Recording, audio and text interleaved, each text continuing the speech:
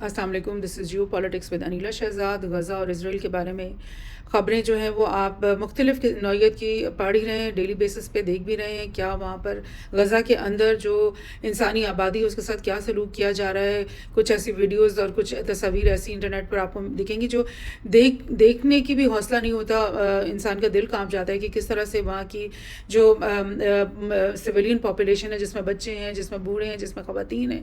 ان کو کے ساتھ جہاں ہاتھ پڑتا ہے اسرائیلی فوجیوں کا وہ ان کے ساتھ ویسا سلوک کرتے ہیں جیسے کہ مطلب نہایت بے ایمانہ، یعنی آپ سوچ نہیں سکتا کہ کس طرح سے ان کو وہ ستا رہے ہیں، کس طرح سے ان کو ہراس کر رہے ہیں، کس طرح سے ان کے ساتھ ان ہیومن قسم کے سلوک جو ہیں وہ روا انہوں نے رکھے ہوئے۔ تقریباً 50,000 کے قریب جو ہلاکتیں ہو چکی ہیں غزہ کی چھوٹی سی اسٹرپ کے اندر۔ 22 لاکھ کی یہ جو آبادی ہے، کبھی ان کو دھکیل کر نارتھ کی طرف بھیجا جاتا ہے، کبھی وہاں سے دھکیل کر سینٹر کی طرف بھیجا جاتا ہے، پھر کبھی ساؤتھ کی طرف نیچے رفح کی طرف دھکیلا جاتا ہے، پھر ان کو دھکیل کے واپس کہ بھئی آپ رفح کو بھی خالی کر دو، اور اس کے بعد وہ اوپر خان یونس میں آئے، پھر وہاں سے ان کو دھکیلا گیا۔ اب وہ نارتھ کی طرف کچھ واپس آئے تو وہاں پہ بھی کچھ دن بعد ان کو کہا کہ پھر سے ہی نارتھ کو خالی کر دو، ہم نے پھر سے یہاں پہ کام کرنا ہے۔ تو کئی ایسے علاقے غزہ کی پٹی کے اندر انہوں نے بنا لیے ہیں اسرائیلی فوجوں نے، جو انہوں نے کلیئر کر کے بالکل، اور پھر وہاں پر اپنے بڑے بڑے کیمپس بنا لیے ہیں جہاں پہ ان کے ٹینکس اور ان کے فوجی جو ہیں اور ان کے کیمپس جو ہیں وہ لگے ہوئے ہیں، اور وہ اپنے سمجھ رہے ہیں کہ وہ بڑے سیف ہیں ان کیمپس کے اندر۔ اور لیکن ہو یہی رہا ہے کہ حماس کی جو طاقت ہے وہ دکھائی دیتا ہے کہ وہ کم نہیں ہو رہی، اور ایسا لگتا ہے کہ حماس جو ہے وہ اپنے آپ کو ریفریش کر کے اور ایک آدھ دن کا کبھی وقفہ دینے کے بعد دوبارہ سے وہ اپنے سرنگوں سے نکل آتے ہیں اور دوبارہ سے اسرائیلی فوجیوں کے اوپر حملہ کرتے ہیں، ان کے فوجیوں کو ہلاک کرتے ہیں، ان کے املاک جو ان کے ٹینکس ہیں، ان کے جو بختر بند گاڑیاں ہیں، ان کے جو بڑے بڑے وہیکلز ہیں ان کو وہ تباہ کر دیتے ہیں۔ اور اسرائیلی فوج جو ہے نا وہ کچھ نہیں کر پاتی، کیونکہ یہ ایسے یعنی اسٹیلتھ قسم کا ان کے ایکشن ہوتے ہیں کہ وہ منٹوں میں آتے ہیں، منٹوں میں اپنی کارروائی کرتے ہیں، اور پھر منٹوں میں وہ اپنے ٹنلز میں غائب ہو جاتے ہیں۔ اور لائک اسرائیل ان کی طاقت، ان کی ہمت، ان کا جذبہ جہاد جو ہے نا اس کو وہ کم تر سے کم تر نہیں کر سکا ہے۔ اور دوسری طرف میں اگر آپ کو بتا دوں کہ اوپر جو نارتھ ہے اسرائیل کا، اور جسے آپ ساؤتھ کہیں گے لیبنن کو، اور نارتھ اسرائیل کا، وہاں پر بھی بہت شدید جنگ جاری، کیونکہ لیبنن کے اندر جو حزب اللہ کی فورسز ہیں وہ اپنے حملے کرنے سے باز نہیں آ رہی، بلکہ ایوری ڈے ان کے حملوں میں، ان کی شدت میں جو ہے نا وہ اضافہ ہوتا چلا جا رہا ہے۔ اور یہ جو پورا ایک پٹی ہے نارتھ اسرائیل کی، وہ تو کافی مہینوں سے، مطلب ایک سال سے ہی آلموسٹ خالی پڑی ہے، بیکاز اتنی بامبنگ حزب اللہ کی طرف سے یہاں پہ ڈفرنٹ چیک پوسٹ اور ٹاؤن شپس کے اوپر ہوئی ہے کہ یہ ایک بہت بڑی پٹی، کافی میل چوڑی جو ہے وہ ایک بفر زون بنا ہوا ہے اس وقت، اور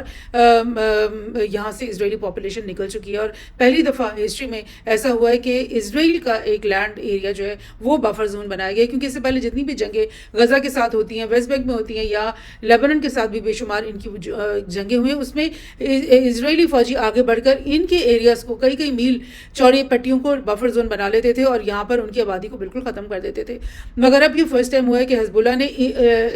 جو اسرائیل کا نارتھ کی ایک بہت چوڑی پٹی ہے اس کو ایک کمپلیٹ بفر زون بنایا ہوا ہے، اور اس کے آگے بڑھ کے وہ جو ان کا حیفا جو پورٹ سٹی ہے اس کے اوپر بھی بہت زیادہ بامبنگ کرتے چلے جا رہے ہیں۔ اس کے علاوہ جو ان کا کیپٹل سٹی ہے تیل اویو، وہ بھی آلدو کہ کافی دور ہے، لیکن وہاں پر بھی ان کی بامز جو ہیں وہ پہنچے ہیں، اور کافی نقصان وہاں پہ بھی پہنچا ہے۔ اور یہ بھی میں آپ کو بتا دوں کہ مین اسٹریم میڈیا میں جو ہے نا بالکل بھی حزب اللہ کے جو اٹیکس ہیں ان کو کوریج نہیں ملتی، ان کو ایسے ہی اس طرح سے کور کیا جاتا ہے کہ اسرائیل کی طرف سے یہ بیانات آنا کہ جی ہمارے تو اوپن ایریا میں ان کے میزائل گرے، ہمارے تو ایک آدمی کا بھی نقصان نہیں ہوا، یعنی اسرائیل آلویز پریٹینڈس کہ وہ تو انونسبل ہے، اور حزب اللہ کی ہمت ہی نہیں ہے یا حماس کی ہمت ہی نہیں ہے کہ وہ ہمارے کسی ایک بھی سولجر کو یا ہماری کسی بلڈنگ کے اوپر اٹیک کرے۔ سو یہ ہے ان کا نیریٹو جس کو وہ پروموٹ کرتے ہیں اپنے میڈیا کے اندر۔ حقیقت حال جو ہے وہ اسرائیل کے بالکل حق میں نہیں ہے، بلکہ کافی زیادہ نقصان اسرائیل اٹھا رہا ہے۔ اچھا، اس سلسلے میں آپ کو کچھ چیزیں ریمائنڈ کروانا چاہ رہی ہوں۔ یہ 2-3 ہفتے پہلے عرب کے کنٹریز جو ہیں نا انہوں نے ایک یو این کے اندر ایک اکٹھے ہو کر جو ہے یہ ایک سپیچز کی تھیں، اور اس میں آپ دیکھ رہے ہیں کہ عرب اسٹیٹس کے جو ہے نا بہت سارے ممالک کے فارن منسٹرز اس میں جمع ہیں، اور یہ اسپیشلی ایمن صفدی جو جارڈن کے فارن منسٹر، اور جارڈن کے بارے میں آپ کو اکثر یہ نیوز ملتی ہے کہ جارڈن جو ہے نا وہ انڈر دا ٹیبل جو ہے نا یو ایس کے ساتھ اور اسرائیل کے ساتھ ملا ہوا ہے، اور بہت دفعہ جب ایران کی طرف سے میزائلز اٹیک یا سیریا کی طرف سے میزائل اٹیک اسرائیل پہ ہوتے ہیں تو جارڈن کی طرف سے یہ میڈیا میں خبر لائی جاتی ہے کہ جارڈن نے ان میزائلز کو روکنے کی کوشش کی ہے. لیکن یہ ایمن صفدی جو ہیں انہوں نے یہ بڑی زبردست تقریر کی تھی اور انہوں نے یہ بولا تھا کہ دیکھیں ہم تو آج کے دن بھی اسرائیل کو یہ کہہ رہے ہیں کہ ہم تمہاری سیکیورٹی کو جو ہے نا انشور کرنا چاہتے ہیں, تم ہمارے ساتھ بات کرو, پیس کی بات کرو اور ہم 2 اسٹیٹ سولوشن کی بات کرو اور ایک پیس پلان ہمیں بتاؤ کہ جس کے تحت ایک لانگ ٹرم پیس ہوگا اس ریجن میں. اور اگر تم پیس کی بات کرو گے اور پیلسٹینین کی جو اسٹیٹ ہے اس کو مانو گے تو پھر ہم خود سب کھڑے ہو کر انشور کریں گے کہ اسرائیل کو امن سے رہنے دیا جائے گا, اسرائیل کو کوئی تنگ نہیں کرے گا, اسرائیل کو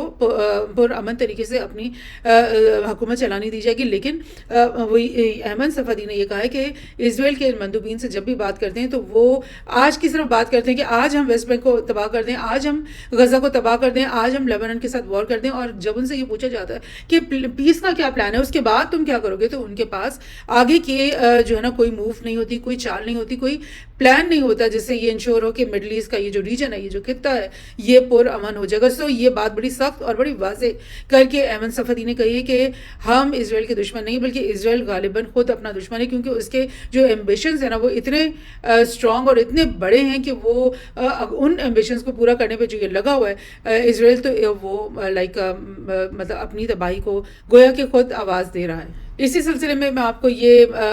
میمو کی ایک نیوز دکھا رہی ہوں جس میں انہوں نے یہ بتایا کہ اسموٹرچ جو ان کا فار رائٹ پولیٹیشین جو کہ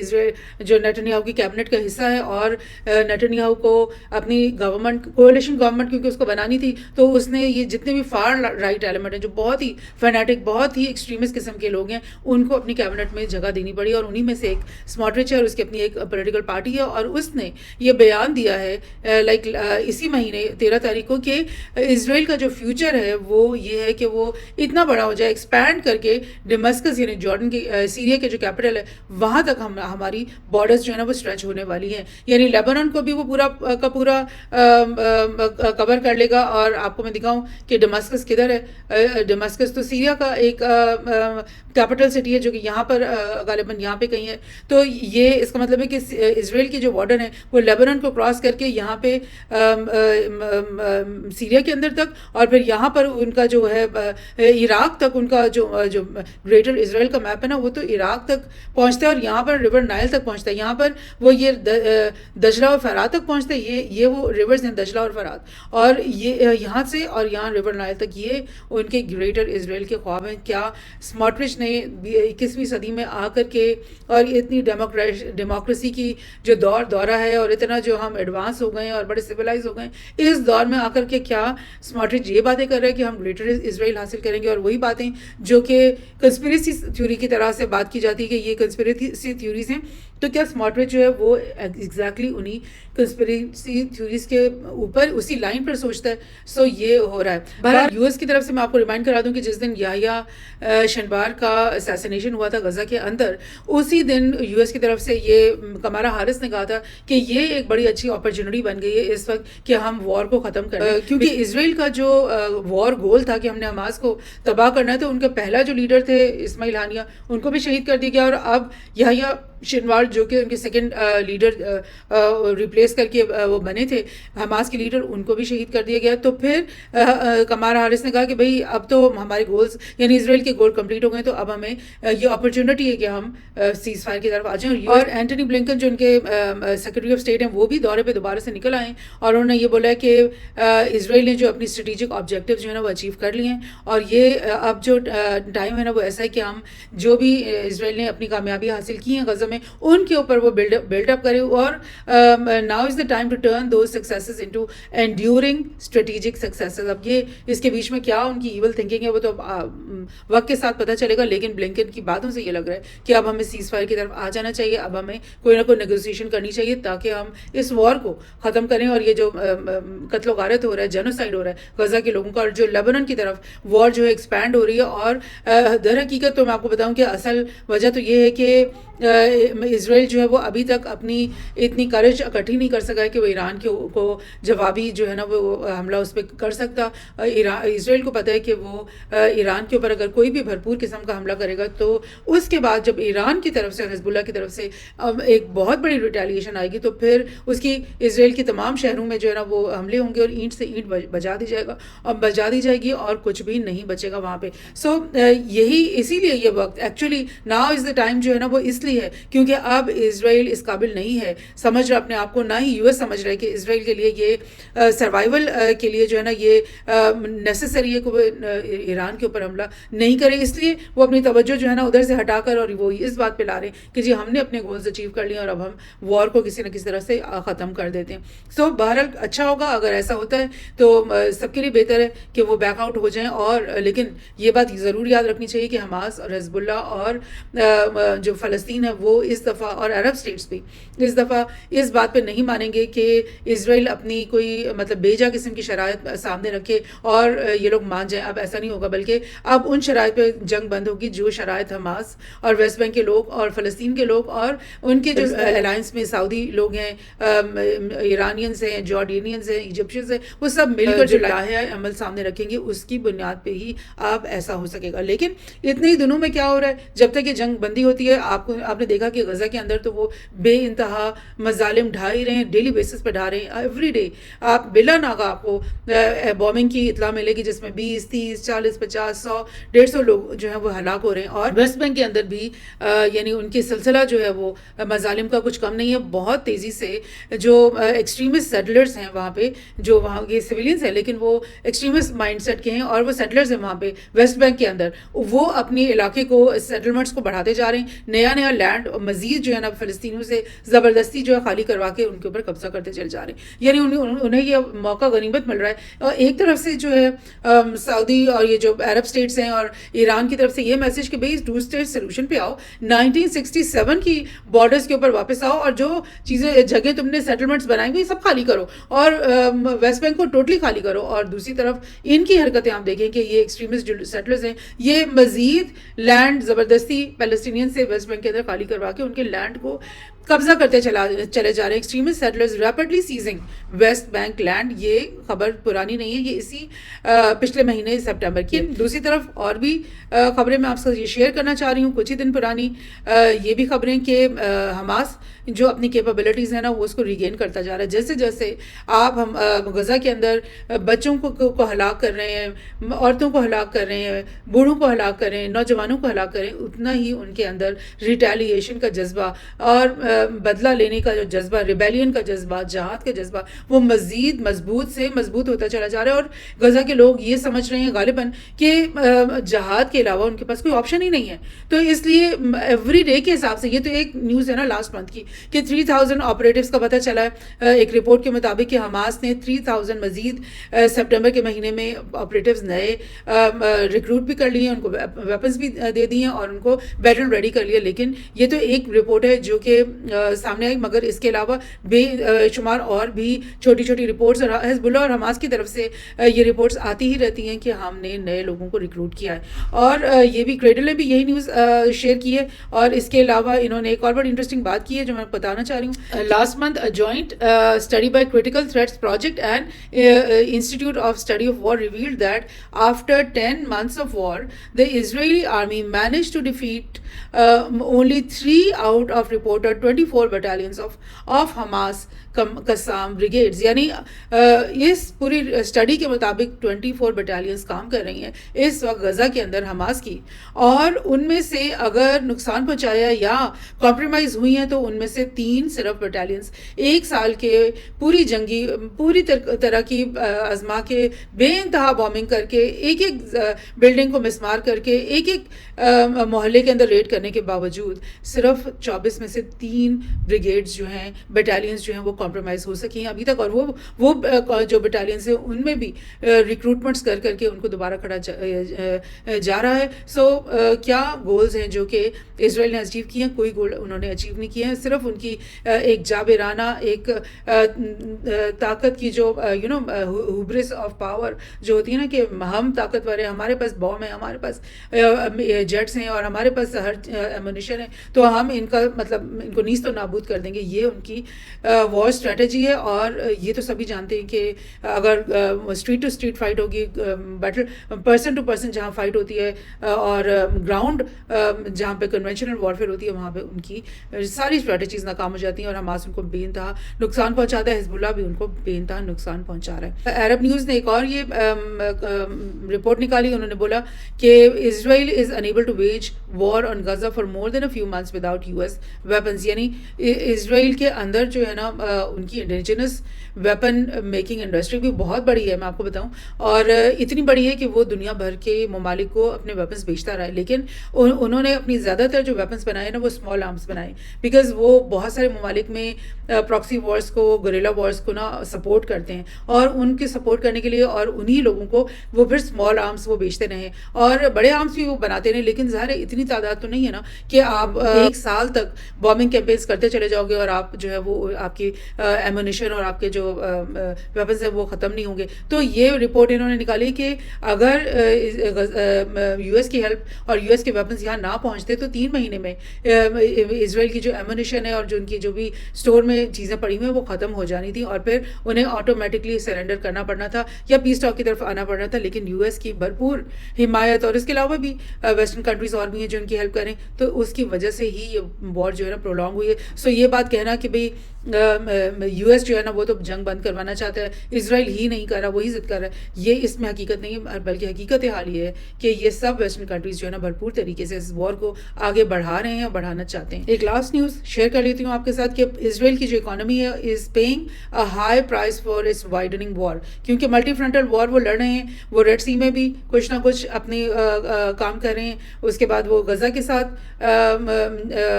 جنگ, پھر حزب اللہ کے ساتھ جنگ, پھر سیریا اور عراق کے اوپر بھی حملے, پھر ایران کے ساتھ اتنا بڑا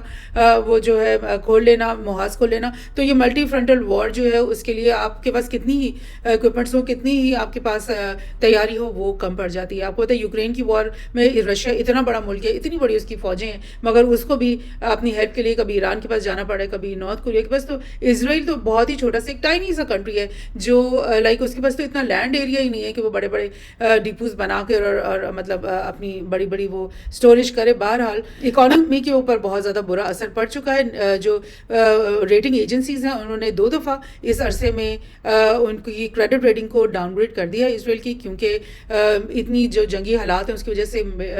لاکھوں کی تعداد میں جو اسرائیلی نیشنلز ہیں وہ ملک کو چھوڑ کر کے دوسرے ویسٹرن کنٹریز میں چلے گئے, because they don't want to be part of this war. جب وار ختم ہوگی تو پھر شاید وہ واپس آ جائیں. تو جب وہ یہاں سے چلے گئے تو ان کی وجہ سے جو بھی اکنامک یعنی ٹریڈ وغیرہ چل رہی تھی یا سیلنگ بائنگ چل رہی تھی وہ بھی متاثر ہوئی ہے. اور اس کے علاوہ بھی آپ کو پتہ ہے کہ جیسے اپنی تمام جو فنڈز ہیں, جو اپنے تمام آپ کے بینک بیلنس ہے, وہ اگر ویپنز خریدنے میں اور اپنے فوجی کو موو کرنے میں اور ان کی میڈیکل اور ان کی ساری کاموں میں خرچ کر دو گے تو